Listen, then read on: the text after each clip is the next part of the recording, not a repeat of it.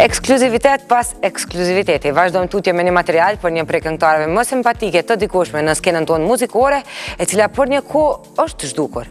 Është ajo Mirsa Kërçeli, cila ka një arsye pse nuk është duke prodhuar këngë dhe nuk është duke bërë ndonjë videoklip, sepse ajo ka kohë që ka shkuar me bashkëshortin dhe djalin e saj në Kanadë. Mirë po vjen sonte në prive për të na treguar më shumë detaje dhe a do të rikthehet sërish për të realizuar ndonjë këngë në Kosovë. E ndjekim bashkë materialin nga Artan Telako.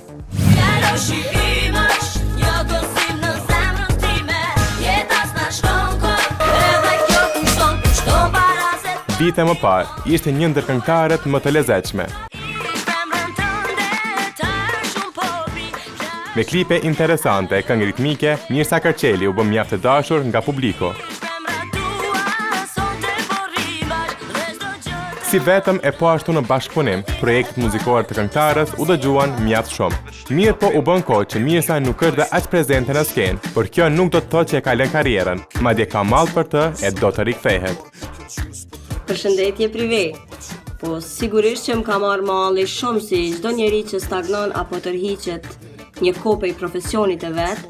Gjithashtu edhe unë, e sa i përket këngës, e kam një ballad të re, e cila është e kryme, përfunduar me gjithçka rreth saj. Mendoj që do ta realizoj edhe klipin do ta sjell për adhuruesit e mi.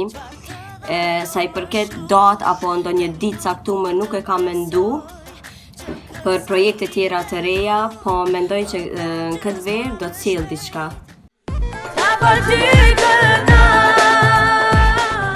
Javën e kaluar ju njoftuam që artistja ka lënë Kosovën duke u zhvendosur në Kanada për të jetuar.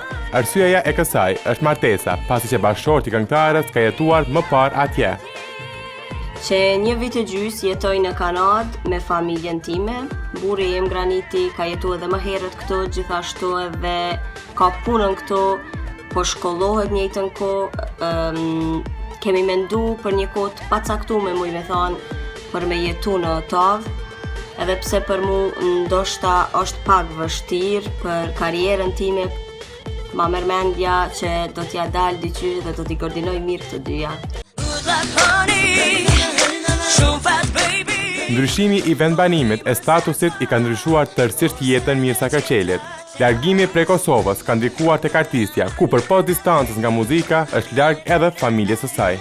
Unë jam e martuar tash e 3 vite, jetoj në Otavë të Kanadës që 1 vit e gjys, me burrin dhe djalin. Ndryshimet në jetën tem kanë qenë jo të pakta, normalisht që kam pas ndryshime, koha kur jam martu, ardhja e djalit në jetë, ndryshimi i qytetit, i shtetit, mirë po fatmirësisht jam adaptu lehtë.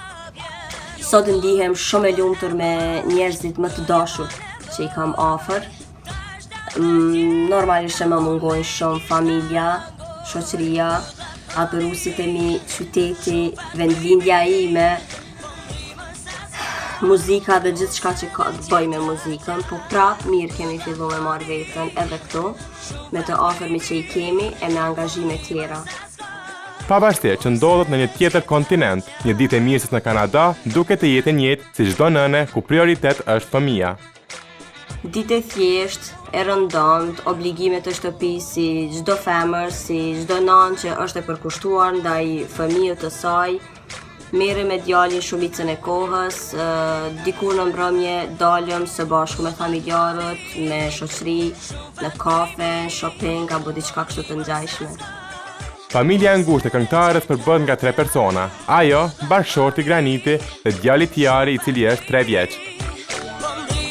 Po e kam një djalë Tiarin i cili tash më shumë shpejt do t'i mbush 3 vite, që jam më e lumtura dhe më e pasura në botë. Çdo ditë e falenderoj Zotin dhe e lut për shëndetin e tij në këtë jetë. Ndjenja më e mirë që mundet me pas çdo femër është ndjenja të jesh nanë. Intervista ekskluzive me Mirsën përfundon me një mesazh special prej Tiarit.